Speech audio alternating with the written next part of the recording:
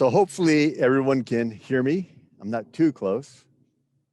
What I'll do, I guess we're going to have to improvise here. I'm going to kind of go back and forth. You know, I'll kind of explain to you what I'm doing. And then I'm going to go ahead. I have to step back and do some pruning. But first, like I say, with Dave Wilson Nursery, we're the largest grower of deciduous fruit and nut trees, basically in the world. We grow on about 2,000 acres down in the San Joaquin Valley, and we sell to both the commercial side of the business. So those are the farmers, and they buy fruit trees from us, but they buy a lot of almond trees. So if you're into almonds, odds are somewhere down the line, that tree was grown at Dave Wilson Nursery. We also service the home garden side. So those are the retail nurseries, the wholesale growers, and that's the division I work for. Even though we both grow fruit, we actually grow two different types of fruits. The fruit that you will buy at a traditional nursery, those are meant for the backyard to be picked off the tree, just at the ripest point.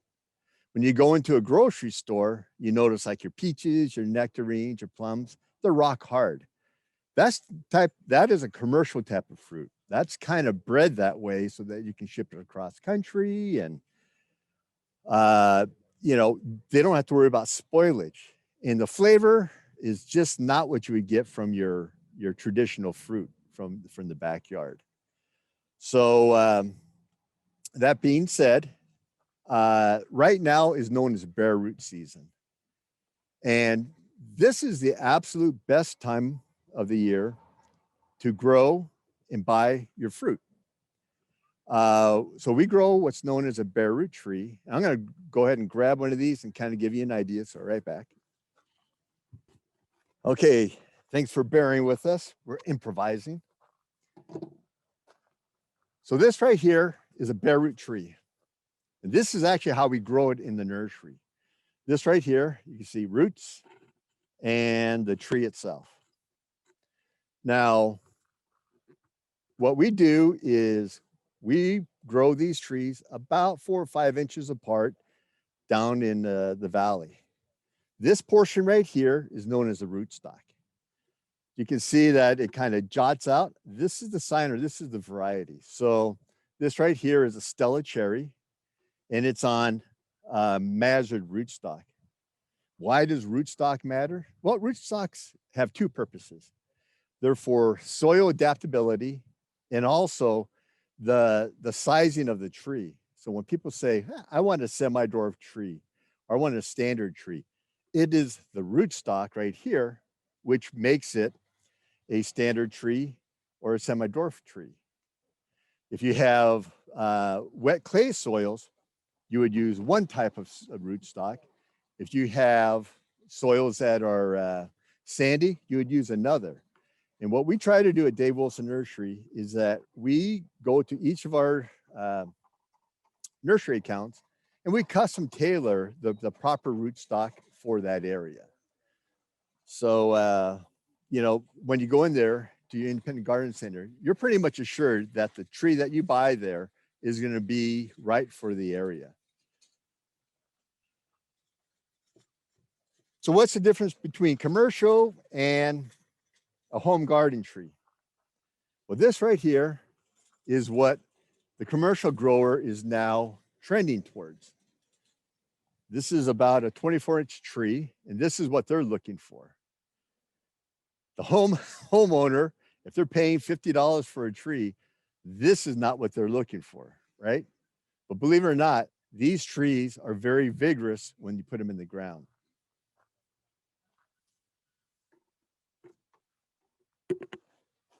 This tree right here, kind of hard to see.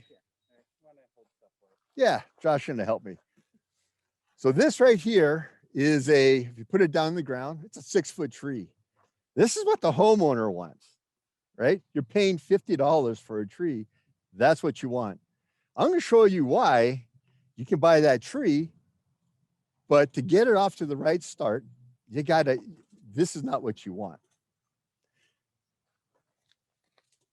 $50 for a tree. That sounds like a lot of money. You know, I can go down to, you know, my local, you know, box store and get one, you know, cheaper than that. Like I said, when you go into an independent garden center, we've customized the right variety for the area and the right rootstock. And to kind of give you an idea of what value is, I went to Costco yesterday and I picked up, how many is this? 13 apples. I paid $13 for Honeycrisp organic apples. 13 apples, one time is going to last, you know, my wife and I a week. 13 bucks. Think about it. If you're buying a Honeycrisp apple tree for $50, for the next 50 years, you're going to have Honeycrisp apples. So the initial shock might sound like, hey, that's a lot of money. But then when you're going to Costco and you're buying this every 2 weeks, now it starts to make sense to have, you know, a fruit orchard in your backyard. So like I say, it's the bare root season right now is the absolute best time to get a tree. Your value is going to be best during bare root season because the cost is down. Most nurseries haven't potted up their trees. And once they pot up the trees, they're going to go ahead and raise the price because they have labor into the pots and such. But the most important thing about bare root season right now is you're going to have the best selection of the year. I mean, just give you an idea, peaches for our division, we grow over 100 different peaches, but we only deliver once a year. So once your nursery's out, they're out for the year. And especially with the craze for edibles going on right now, you might already miss out on a lot of varieties. You know, people have already jumped out there, but it's never too late to get out there. So that's why when you're planting fruit trees, if you want to have the best selection, you want to get out right now to your local garden centers and get that, you know, that variety you're looking for. And I'm going to go ahead and talk about different, you know, ways of figuring out what is the right variety. But when we're talking about bare root trees, it's very important to start fruit trees from the very beginning so that they're manageable. Most people will go ahead and they'll buy a potted tree and it's already 8 feet tall. They'll plant it in the ground. 2 years later, this tree's 12 feet tall and all the fruit's up top, too high. We kind of go back to what the farmer grows, right? He grows a 24-inch tree. He starts off that way because he wants all his branching starting low at 24 inches. So it's easy to harvest. Everything's about making sure that you can manage your fruit trees. If your tree is over 8 feet tall, it's just too tall. So how do you, what do you do when you get a brand new fruit tree to make sure that you get it off to a good start? I'm going to go ahead and do some pruning here to let you understand what needs to be done with fruit trees when you first get them. You're going to see them. They're going to be 6 feet tall in the sand bins or at the nursery. But this is what you have to allow the nurseries to do for you. I'm going to do some pruning, and I'm going to come back and explain to you what I did. Yeah, right. Bill's got, I think, a 1-year whip in his hand here. Yep. It's a cherry. So this 1-year whip is actually the preferred tree.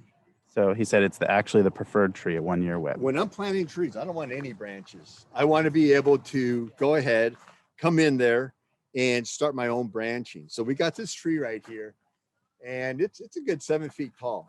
The first thing I'm going to do with this tree is that, well, if I were to cut it down a little bit, let's say I'm going to cut to this point. So it's about maybe, you know, when it planted to be about 5.5 feet tall, you realize all the new branches are going to be coming out from this point right here. In 2 years, that tree is still too tall. So what we want to do is this tree, the proper place to cut it is about right here. That's where we really want this tree to start, because if you think about it, when you plant it in the ground, you want to be able to harvest this cherry from the ground. If you're on a 6-foot ladder, that tree's 6 feet too tall. If you're on a 2-foot ladder, that tree is too tall. This also will assure that the new trees we'll go ahead and get a good start, because as you can see, not a lot of root system left there, right? Because we dig them out of the ground. So this balances off everything that's needed. So that's how you do a whip. But how about a beautiful 2-year tree like this? You know, you're paying $50 for it. You want to plant this thing in the ground, and it's got all these branches on it. It's gonna be beautiful, right? Well, already all the new growth is going to start up in this area. So within the first year or so, it's going to throw off a good 2 feet worth of growth. It's already too tall. So on a tree like this, the point I'm going to prune this is I'm going to come in. My first cut, I'm going to just take this off to see what I have going on here. So hopefully you can kind of get an idea. What I like to do on trees is leave only 4 branches on there for the original scaffolding. You just think of 4 points on a compass. So this one, I like this tree. And when I prune, I always try to prune to a bud that's going to flush out and open the tree up. Take this off, take this off, take this off. This little stuff right here, I'm going to prune off.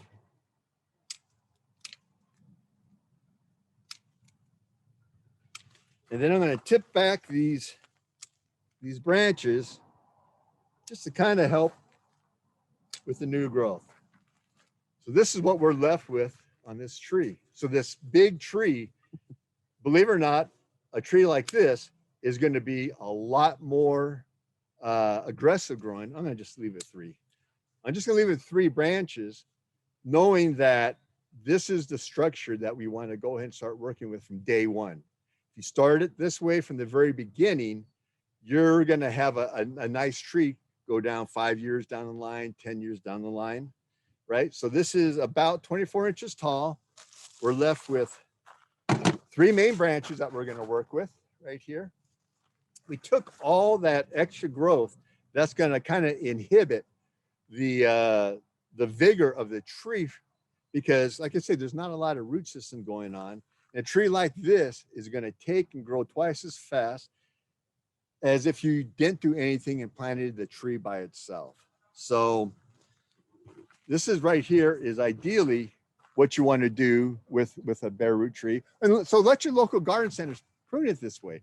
It's definitely beneficial to get your trees to go like this. So kind of circle back around. Why is bare root important? Because you have the best selection. The cost is generally going to be less. You're going to get the healthiest trees. And the main thing is that you're going to go ahead and get the tree off to a good start.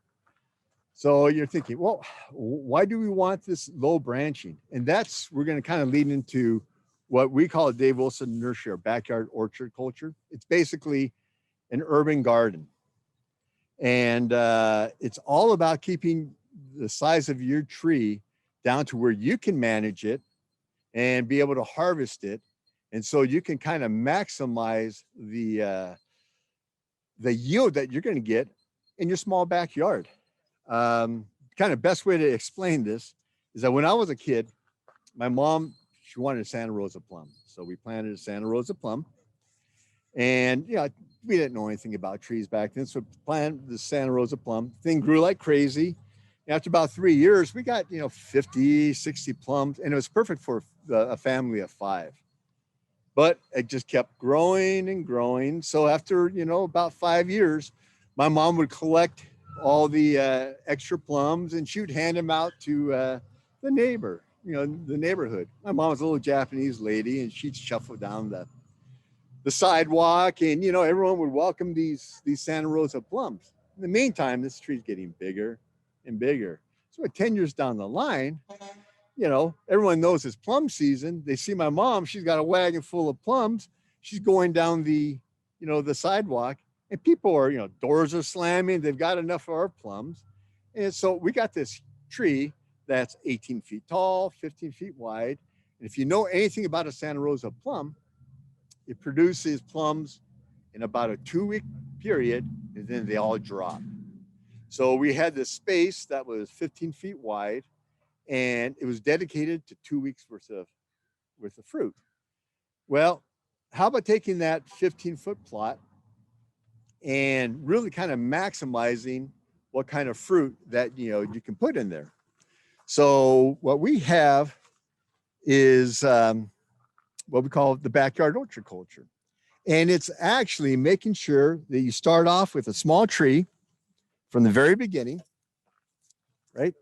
And keeping that tree small, and then doing high density planting. And in fact, we're starting to see the commercial farmers in the down the Central Valley. They're starting to take this whole thing, especially with apricots, not allowing those trees to get 15 feet tall. They're keeping them at around 8 to 10 feet tall. They're planting them closer together because it's easier to get people in there to pick the fruit. It's been a kind of eye-opening for the ag industry as we start losing labor coming in, that you have to really maximize your fruit yield. And if if the pickers are out there and they're spending a lot of time on ladders, they're not going to come to your orchard. They're going to go to some place where they can go ahead and really maximize their time and their money by spending less time walking up and down the ladder and just more collecting fruit. So even this, the high density, the planting is starting to be, welcome in with the commercial growers. So what do I mean by high density planting and what can you do with it?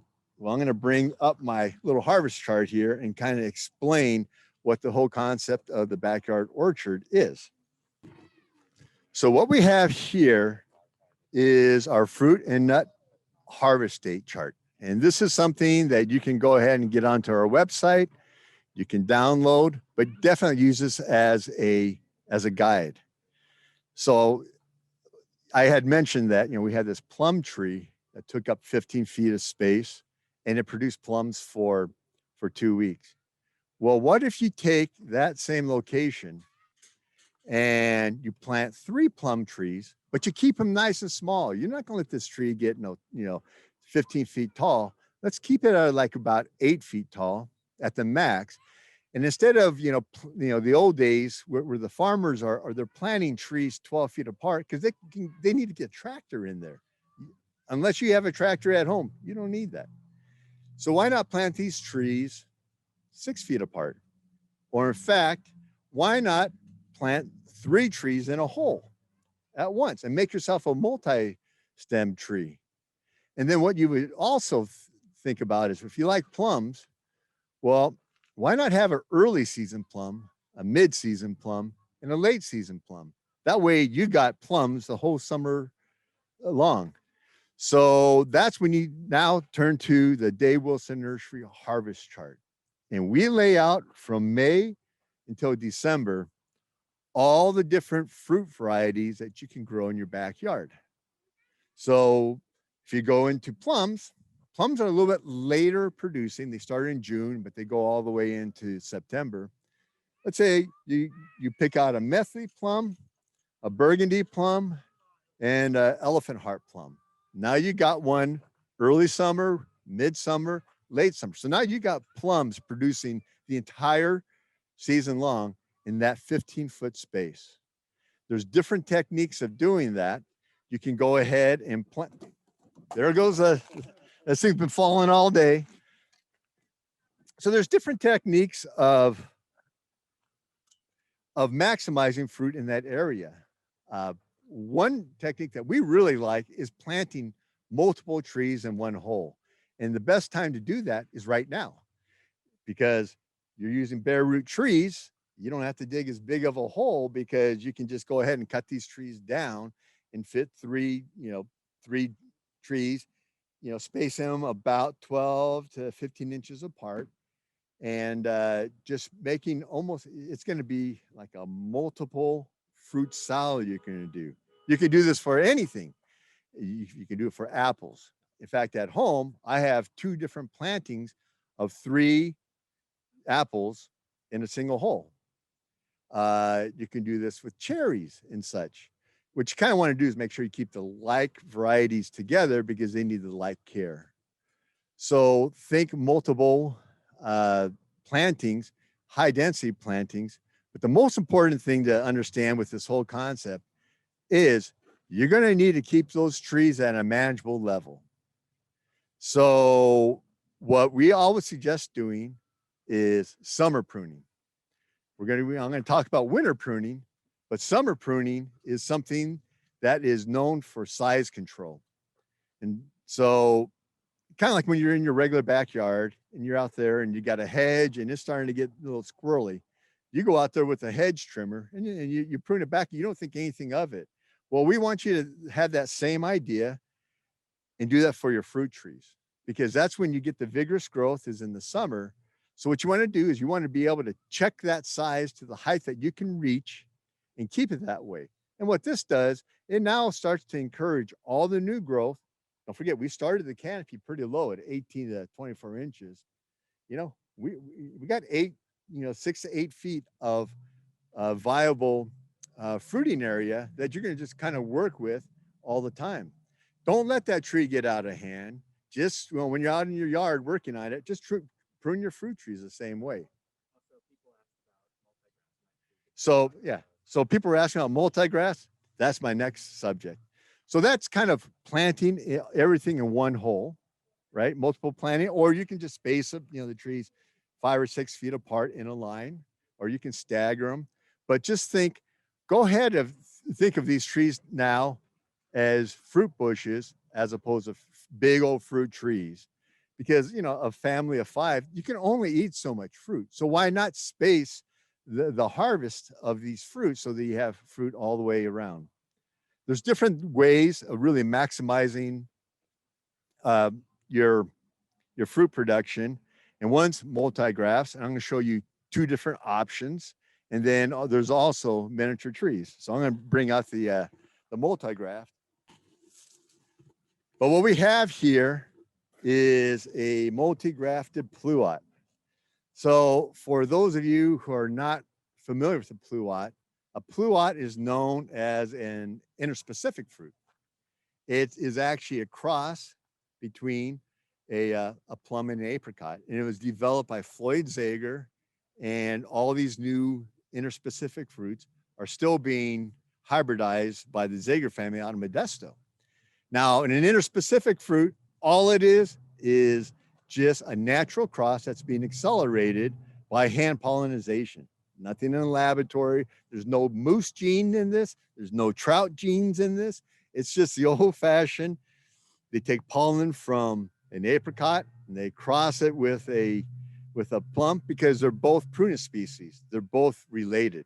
And then you kind of get a new fruit type. With pluots, you get a plum that is just more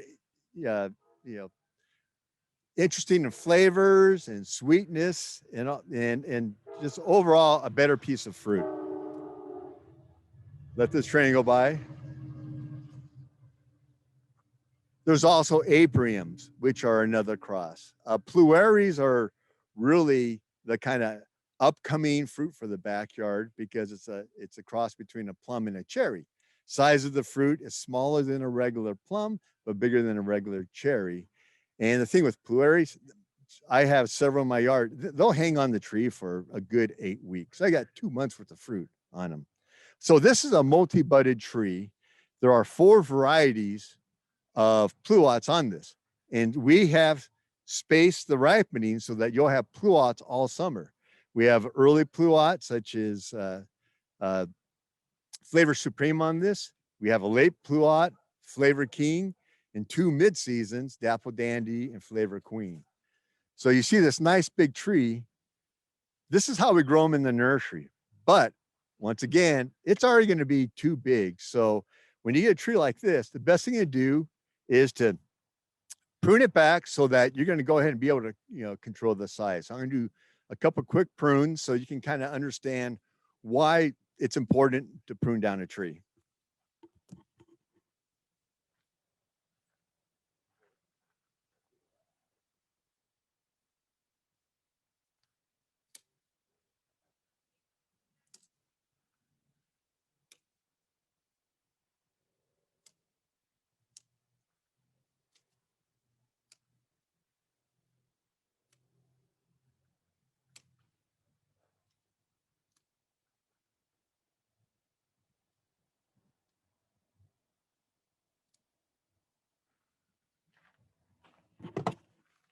Josh, can you bring that up?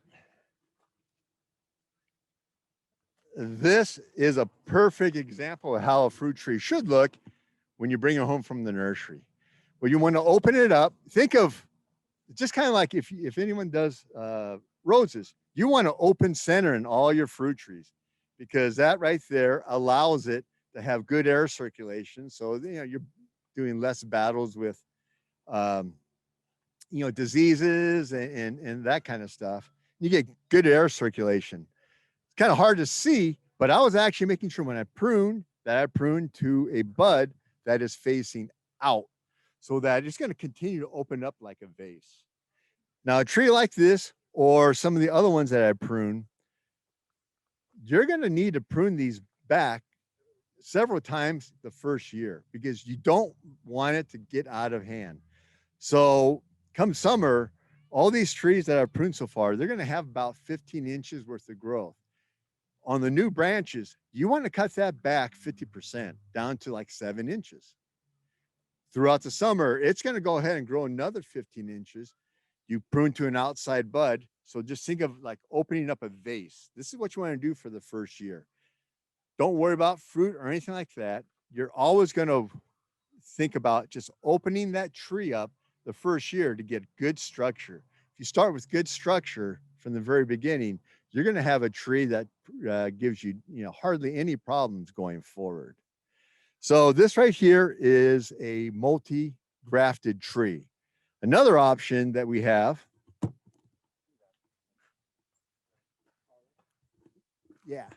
another option for small areas.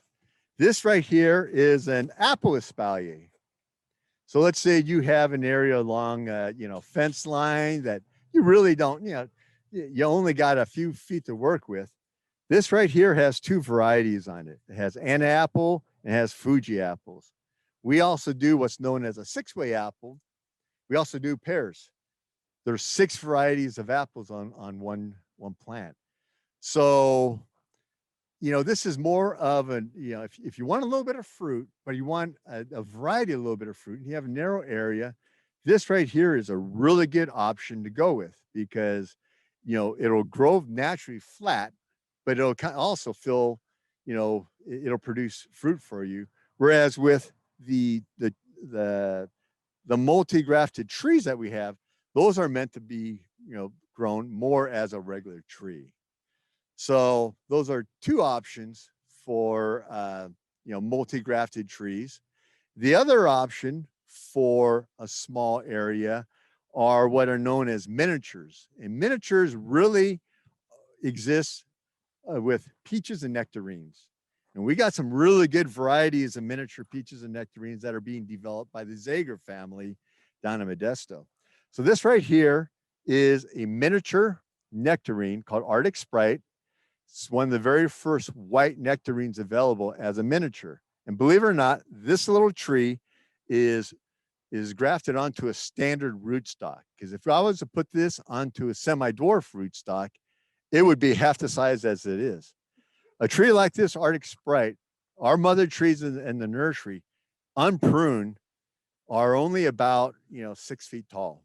So those are some options that you have where maybe you don't want to have to do some pruning. You do have options with peaches and nectarines where you can go ahead and plant these miniatures.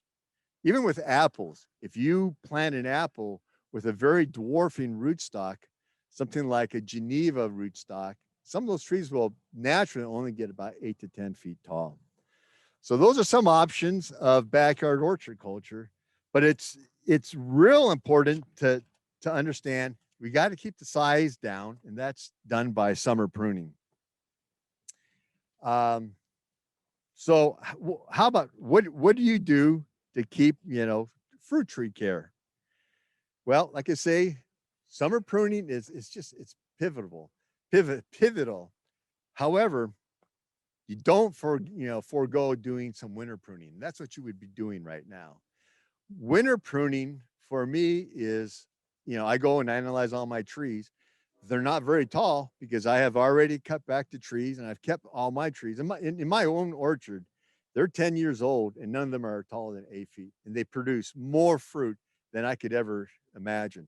Yeah, I got enough even for the squirrels in the neighborhood. But wintertime is kind of like when you come in there and you take out and you look for disease, branches, maybe branches that are crossing the center of the tree. That, like I said, you want to kind of always open things up.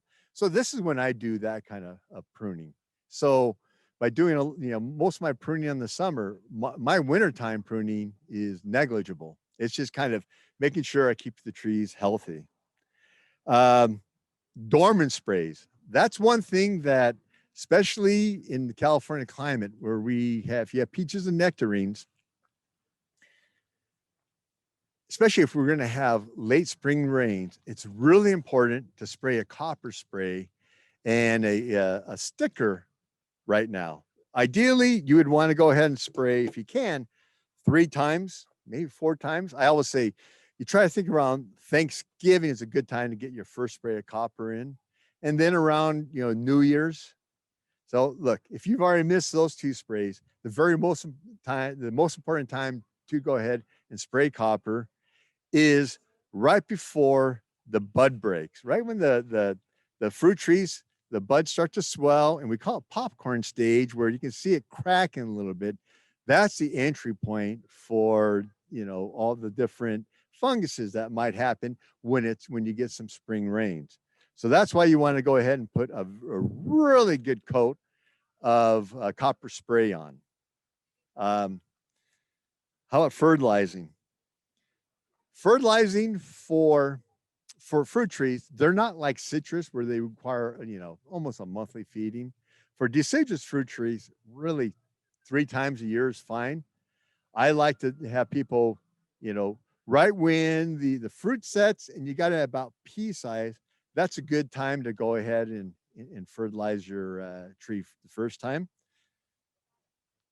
So something like this, any type of all natural organic fruit tree fertilizer is perfect, because if you look at it, this one happens to be 624.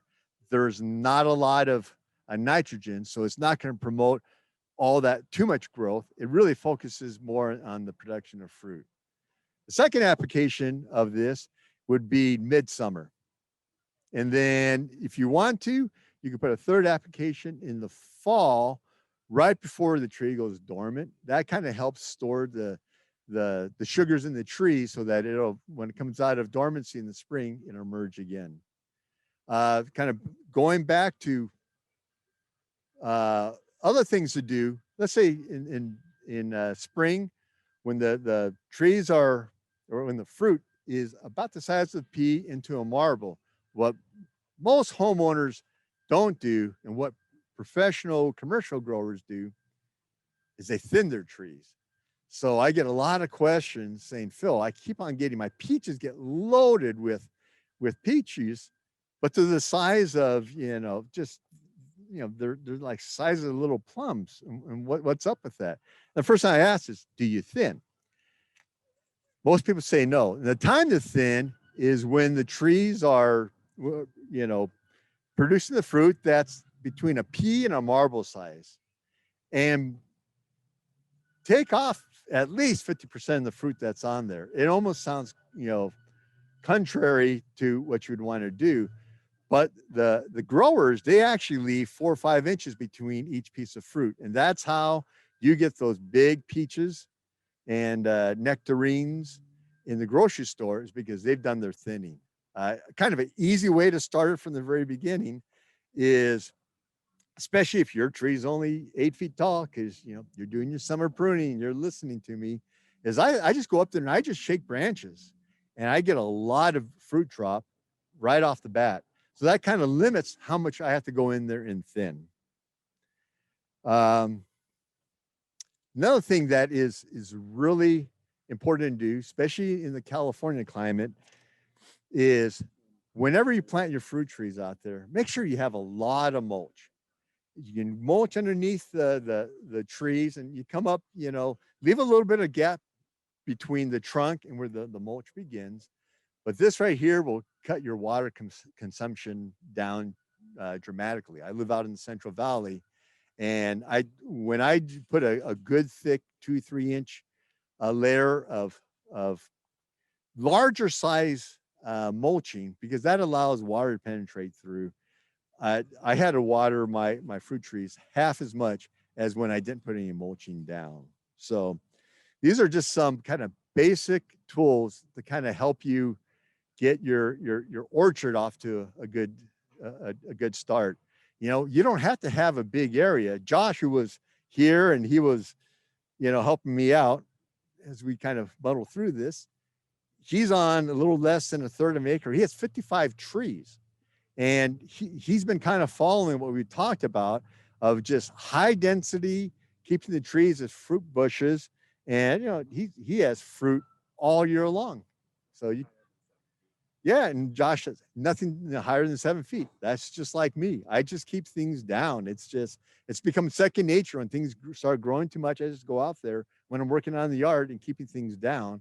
And it really allows me to have to spend less time in the winter when it's cold out there and I don't feel like getting out there pruning. I have, you know, hardly any pruning to do. Some really good, well, I'm going to go over one other thing. One area that, you know, I'm going to cover real quickly is container gardening. You know, we kind of talked about, you know, having a fruit orchard in your backyard, but we found out, especially through this pandemic, that blueberry sales have just gone off the hook. And blueberries are probably the best starter for anyone who just wants to kind of get into dabbling around with edibles. A blueberry plant in a container is the easiest thing to do. You know, you can plant, let's say even like in a wine barrel size, you can plant 3 different blueberries. And if you check our harvest chart, you know, just have them so you have an early blueberry, mid-season blueberry, and a late blueberry. But they're so easy to take care of. They don't get out of control. There's also new bush raspberries, bush blackberries that are really meant for container gardening. So let's say you live in a townhouse or apartment, don't feel left out, because you can have, you know, edible fruit that you grow yourself organically, right? Because growing organic is all about how you treat the plant. So if you don't spray with anything, you got yourself some organic fruit without having to pay the premium at a grocery store. So a couple of real good sources of information, and you might be on it right now, is our website, and it's www.davewilson.com. And we have a section specifically for the home gardener. And we list all the different varieties that we grow. We list all the different requirements that variety would need. So for instance, if you pick, let's say you want a Bing cherry, we tell you what the pollinizer is going to be on that Bing cherry. We're going to tell you how many chill hours you're going to need in that Bing cherry. And that might have swayed you away from the Bing cherry, and then go down and look at some other varieties. And maybe you want a Lappin's cherry, which takes less chill and it's self-fertile. So that's the kind of information that you really need to do before you kind of go out to your nursery, is figure out how much area you have. Go to our harvest chart. Do you want early fruit, mid-season fruit, late fruit? And kind of do your homework beforehand. And then with that information from our website, just go out and then it'll make picking what you wanted, what varieties you want, that much easier. We also have what's known as fruit tube videos. And our star is the great Tom Spellman. And he's kind of like the face of Dave Wilson Nursery. And he and I have been working on these videos. And we actually just posted a relatively new one on blueberries, where we tell you how to make a customized blueberry mix for container gardening. And it's just 3 ingredients. So you can go on there. But we have our fruit tube videos are all tutorials. And we try to make it easy for you to have, you know, fresh, delicious fruit in your backyard. So those are, you know, some you know, places to look for. And then I know there's some questions, so I'll try to go over and answer them the best I can.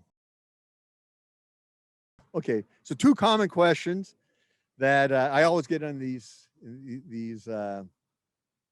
talks. Number one is, oh shoot, Phil said 8 feet as big as the tree's supposed to be. My tree's already 15 feet. What am I supposed to do? Well, you're never with a 15-foot tree, you're never going to be able to get that tree down to the size that you would when you start from the very beginning, you know, with a bare root tree. You cut them low and you keep the scaffolding down low and you only trim it, to 8 feet. But what you can do is you can try to start correcting and bringing that fruit wood down little by little. 8 feet's not going to be there, but you might get that 15 or 20-foot tree back down to about 10 feet. And the way you do it in stages. You just can't go in there and cut it right at the trunk. 95% of the time you're going to kill the tree. So think of things as a 3-year process. If you got a tree right now that's 20 feet tall, you want to go ahead and cut it down and maybe cut it down to 15 feet this year. You're taking 5 feet off that tree, but you're still going to have feeder branches out there.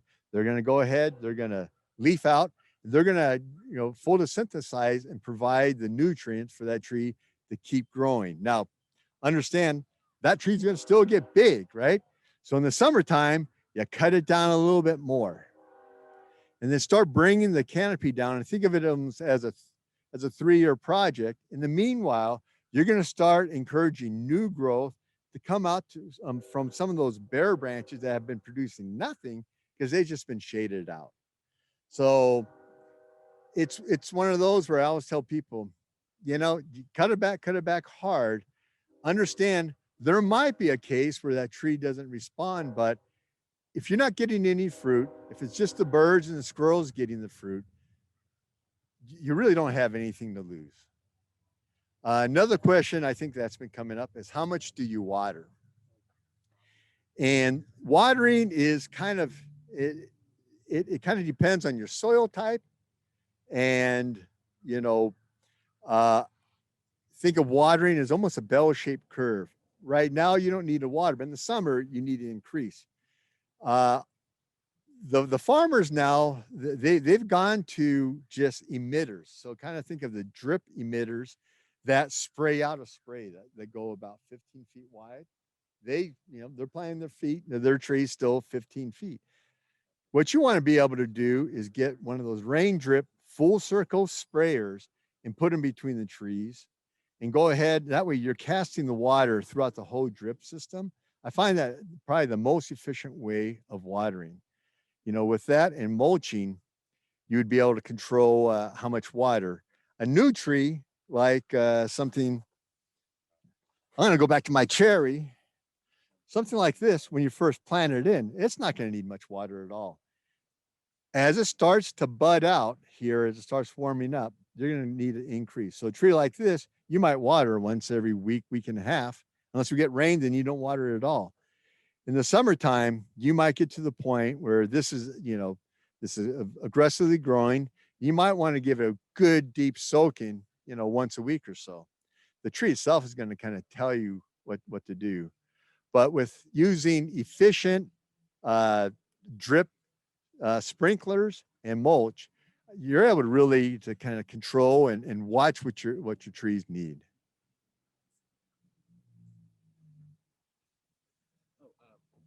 So also we have questions about dealing with suckers and planting in clay soils and mulching. So suckers. And I mean, maybe we could cover like planting and amending too. Yeah. Okay. So yeah, how do you plant a bare root tree? And that's really kind of the key here. So once again, this right here as a bare root tree, what I would do is when I take this home, I would soak it in water for about an hour or so.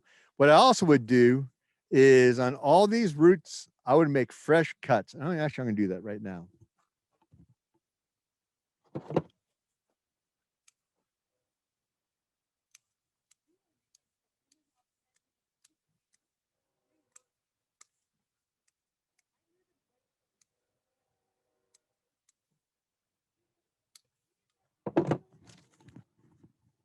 So what I've done on this tree is that I made fresh cuts.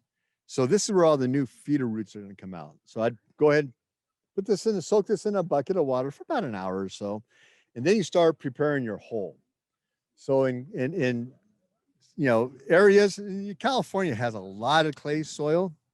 In areas where you have a lot of clay soil, what you want to do is you want to dig a hole that is twice as wide, and if you can, twice as deep as this plant. So if you can get a hole that's maybe 2 feet wide and, a foot and a half deep, take the native soil out and then go out and get yourself some good planting mix, not potting soil, but planting mix. And mix that like 50-50 with your native soil. And what this would do is it'll give the tree a really good start from the very beginning. So you go ahead, plant the tree in the hole, and then just backfill it with a mix of native soil mixed with the planting mix. What I also like to do is when you plant it, I like people to put a rim, build like a little berm around the plant itself, the hole, because what that will do is they'll concentrate the water where it's needed at the very beginning, right directly at the root system, as opposed to allowing the water to wash away. So that's kind of like a little trick that, geez, I've been doing for 40 years now. And, you only need that berm for the first 6 months, and that will really help get this going. You said,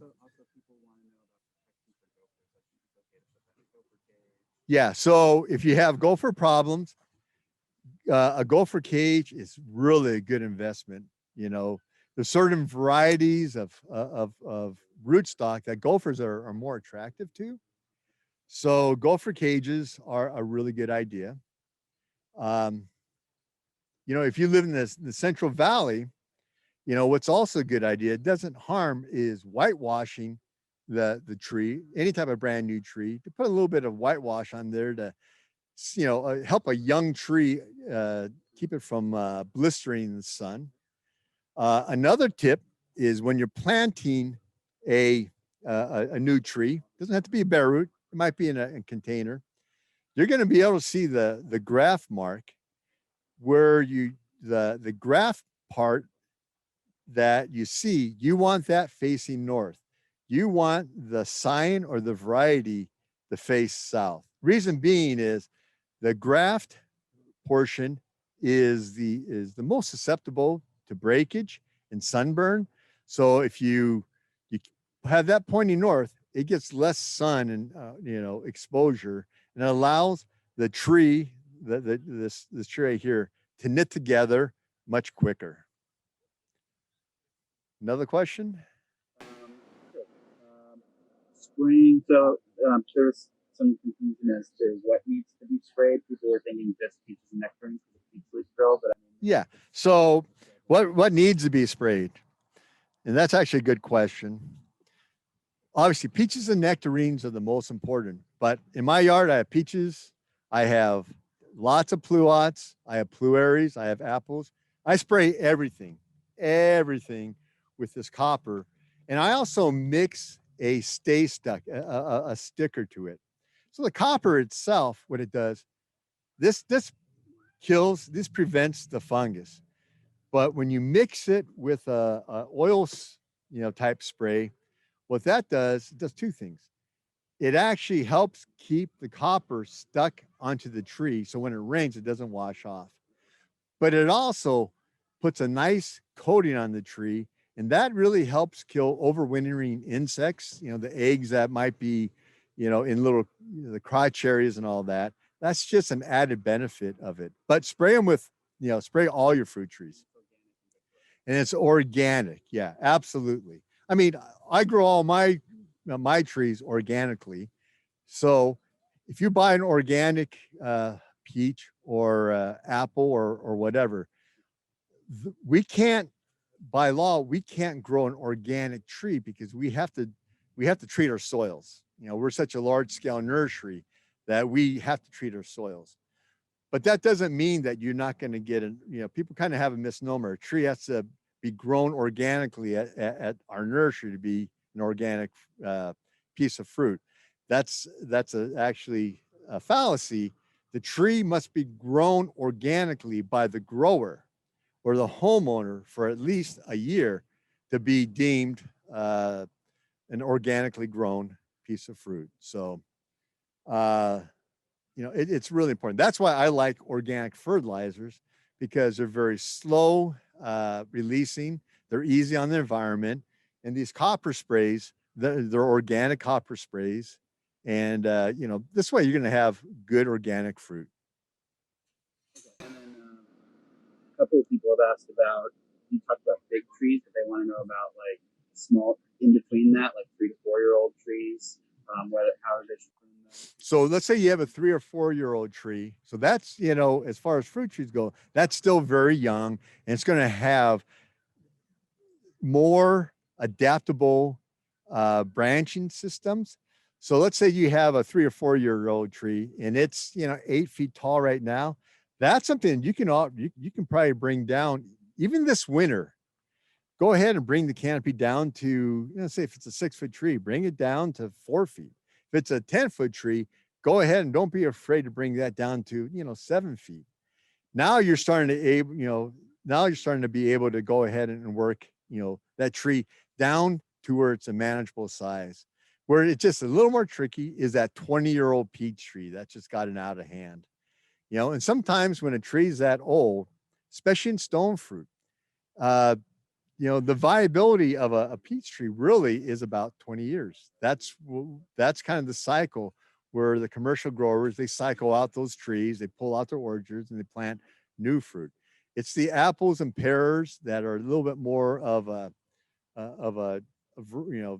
trees that will go 50 years without needing to be replaced. So, sometimes if you have a old plum tree or an old, peach tree or nectarine tree, it might be it might be to your advantage to go ahead and have that thing taken out and then go ahead and use that space to plant 3 trees, that are young, and you're able to go ahead and get them off to a good start as it is. But a 3 or 4 year old tree, you have a lot of flexibility of bringing that tree back down and make it manageable. And then a couple questions about how long trees and containers are productive, and specifically also blueberries, what their lifespan is in a container. Okay, so containerized gardening. So blueberries, like I say, they make fantastic containerized plants, because when you customize a soil blend that we recommend, and all it is a good potting soil, 30% that, 30% like a pathway bark, and 30% of regular sphagnum peat moss. You mix that up in a wheelbarrow, and you're good to go.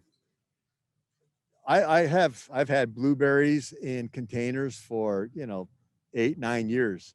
Every once in a while, I'll go ahead, take them out, and I'll go ahead and redo the soil so I get some fresh soil mix, do a little bit of root pruning, and put them back in. As far as stone fruit, and or should I say deciduous trees like this, they really do best in the ground. Citrus are ideal for container gardening. Let's say, the bigger container you can get, they'll last forever. But let's say that you do plant a semi-dwarf cherry tree in a container.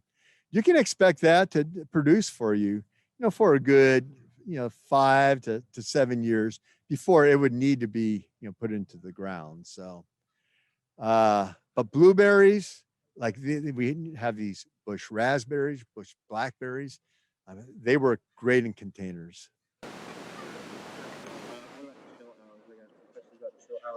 Also about specifically pruning and fertilizing fig trees and avocados. Well, avocados is kind of tough. So we're going to talk a little bit. I can talk a little bit about chill hours. So what a chill hour is from the months of from November to the beginning of November to the end of February. It's any hours that accumulate under 45 degrees in your area. So, vary from year to year. It varies from region to region. Here in Richmond, there's a lot less chill hours than there are in the Central Valley. Certain fruit require high chill to really set fruit. Um, certain varieties really don't matter. It tends to be the more the stone fruit are a little bit more picky about chill hours. So let's say if you live in the Bay Area, Southern California, or in Arizona, or someplace that uh, uh, don't really accumulate a lot of chill hours, you'd want to go ahead and focus in on low chill varieties. So once again, you go onto our website and we have a list of some of our top low chill varieties. But as you start going through the different varieties of peaches and cherries, we do list the chill hour requirements. So let's say um, in the Bay Area, you want cherries. The Zager family has just released the Royal Crimson cherry, which is still at kind of a very sparse supply right now. That only requires 200 chill hours, where Bing cherries, they kind of need 800. You really don't want to plant a Bing cherry in the Bay Area unless you're going to get about 600 to 800 chill hours. That information is listed on our website. It's also listed on all of our hang tags that are on our trees. It's also listed on the strip tags that we put on our trees. So this right here, Stella Cherry, on the strip tag, we let you know it needs 400 chill hours. We also tell you what USDA zones it's good for. As far as there was a question, how you prune fig trees? Well, I mean, the way we do it at our nurseries, we cut our fig trees back to almost a stump. And reason we do that is that we don't allow our fig trees to get taller than like around 5 feet. We really only get one crop when we do it this way, but we get the big late summer crop. Fig trees are really adaptable. Those are one that, if that fig tree got 10, 15 feet tall, you cut that down to 5 feet, it's gonna sprout out. They're just really resilient. So don't be afraid of, if that fig tree you have is just getting out of hand, cutting that one back pretty hard. And then we have questions about pomegranates, planting them in containers and pruning them.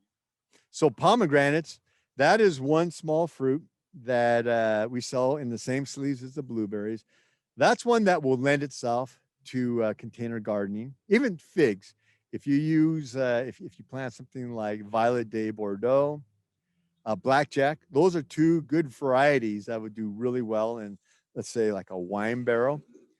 Same with pomegranates. And with pomegranates, it's just more keeping it hedged up to where the size that you want. Not a lot of technical pruning needs to be done with pomegranates. If they get a little too bushy, what I like people to do is just kind of thin out the inside to allow a little bit of air circulation. But pomegranates, figs, those are a couple of items along with blueberries that that do real well in container gardenings on your patio. And then still getting some questions about sprays and pests and diseases. Particularly, people have asked about bottling moth on apples, neem oils, or the spray sticker that you would recommend. Right. And squirrels. Squirrels. Okay. Well, when it comes down to spraying your trees, I mean, I with apples, I guess the one maybe knock on apples is that if you're in an area that is infested with codling moths, and these are the little moths that go ahead and put the little worm in the apple, there's different sprays, and you kind of have to look at the back of the bottle because it's all about timing. If you go on to the UC ANR, so that's the UC Agriculture and Natural Resource website, they give you a lot more detailed information on the life cycles of codling moth and when's the best time to spray. But as far as just generic spraying for dormant fruit trees, it is copper.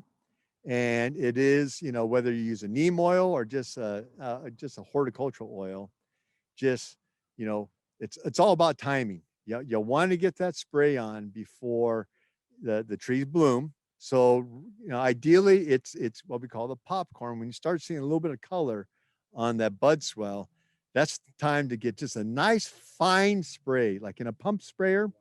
What I do is I dial my pump sprayer down so I get a nice fine mist.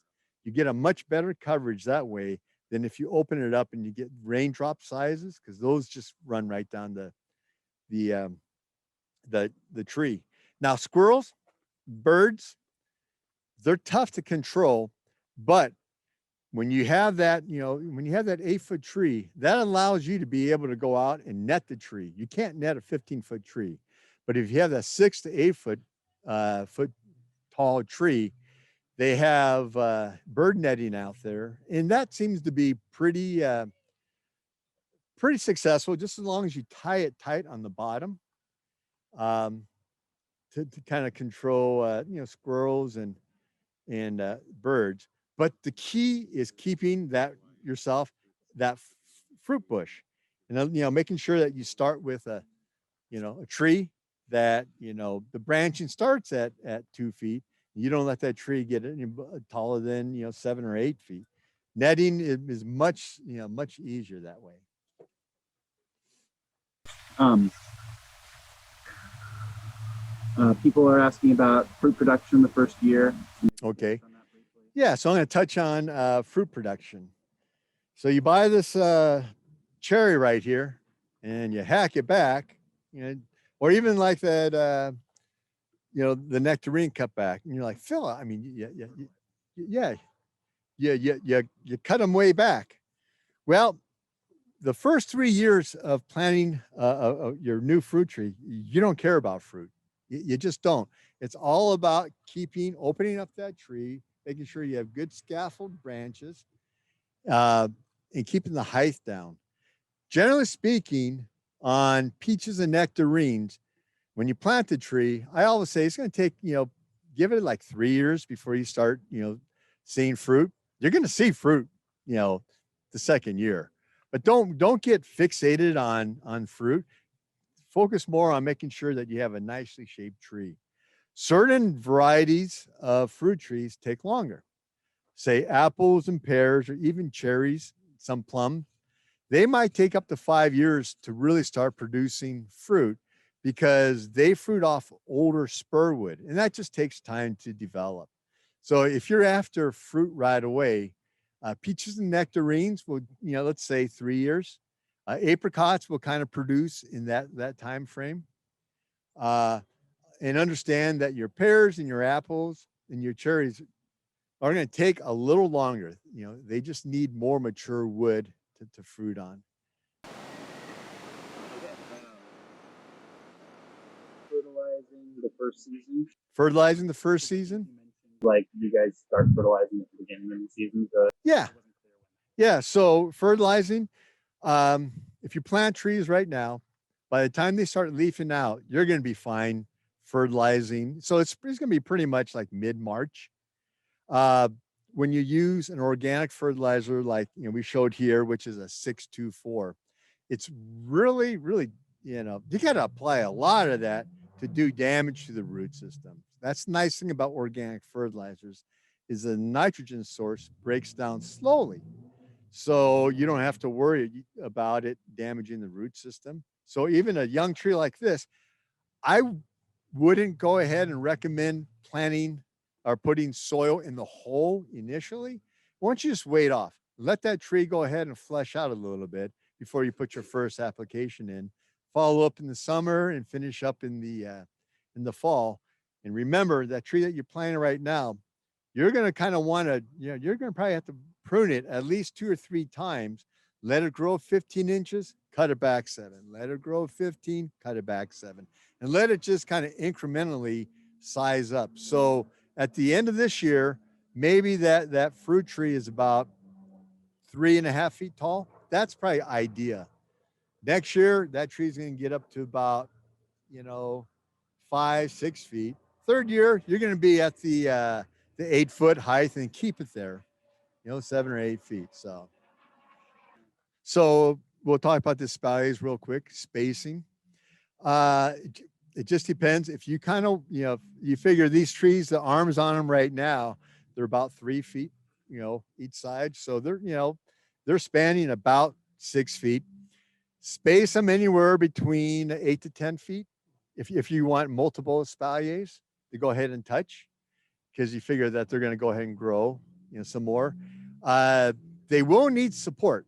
So the way I've done it at my house is that I've just used, heavy gauge wire, and I just go ahead and tie the branching up to the wire until it gets established. But you can go ahead, you can use trellises and, different, different methods, but the arms are flexible and they're going to need some support.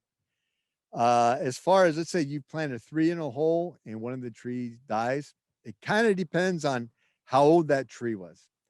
If it's a relatively young planting, let's say the first 2-3 years, you can take the tree that didn't make it, and you're still going to be able to, especially like right now, plant a tree in its place, and it's going to go ahead and be, it'll be fine. But that actually happened with me. I had a 3-in-1 planting of pluots. One of them, didn't make it. So now I have, 2 pluot trees. And that's just, that works fine with me. They both cross-pollinize each other and I get plenty of fruit. So it doesn't have to be 3 in a hole. It could be 2 in a hole. If you go on a website, we say you could do 4 in a hole. I think that's a little crowded. But the multi-plant in a hole 3, but 2 works, just as fine. So.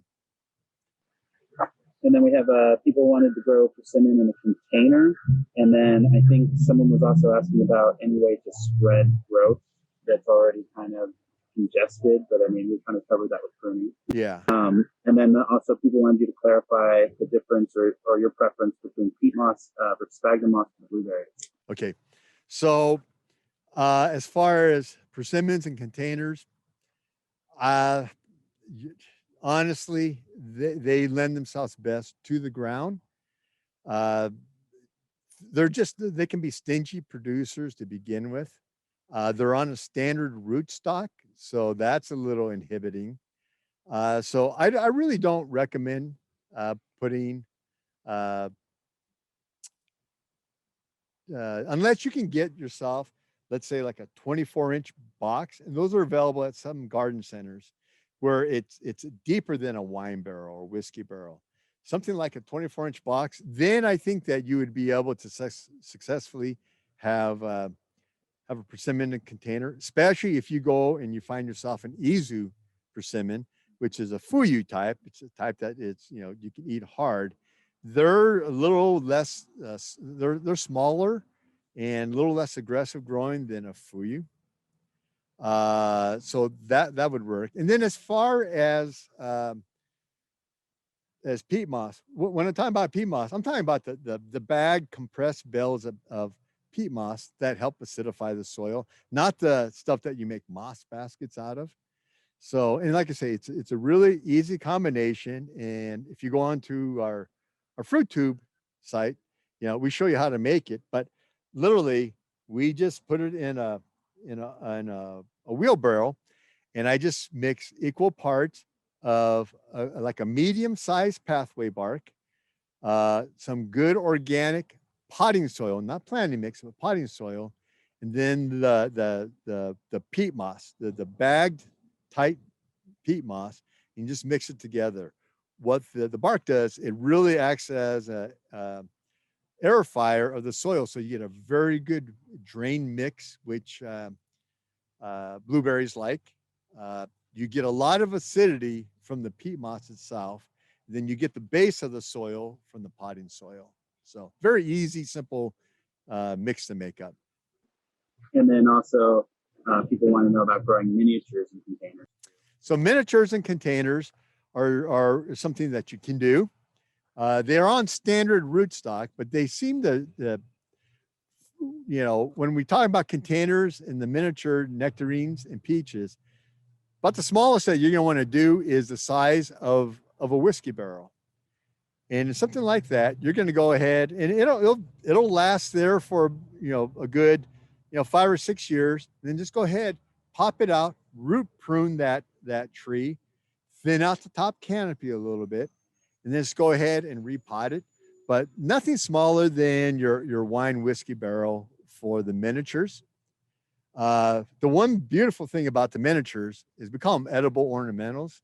The flowers that they put out are spectacular. It's show stopping when our mother trees at the nursery are in full bloom. It's amazing the color they put out. And the fruit now, especially with the new varieties like Arctic Sprite and some Soldorado and some of our new Arctic Babe uh, peaches and nectarines, they've been developed by the Zagers to be better than any store-bought fruit that you get out there, because you're going to let it ripen on the tree to full maturity. And that's the key about having a backyard fruit.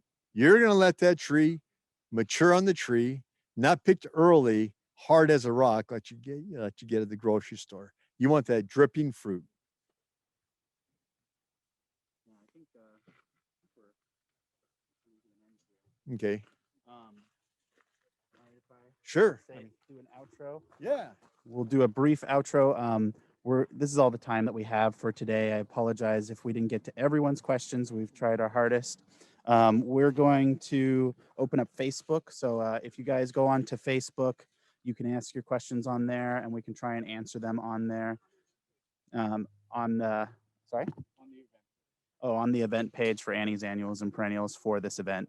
I'm also going to stay in the chat room on our Zoom talk to try and answer a few more questions, but we're going to turn this off here in about 10 or 15 minutes here. And thank you so much, Phil, for coming and doing this for us today. Sure. We Thanks really for appreciate everyone it. for just thanks for everyone to kind of enduring. This was a trial run here, and working out the kinks. Hopefully next year we're back to normal, and come on out. I'll have the usual giveaways: the blueberries, the figs, the gojis, and we wanted to have a raffle. We just knew that it just was not going to be possible. But for all you who kind of stuck it out, the best thing I do is just go on to our website, and don't be afraid of doing just a little bit of research, and be like Josh. I mean, plant 55 trees out in your backyard, because that allows me to keep my 2 German short hair pointers fed well, and appreciate it, and just enjoy it. I mean,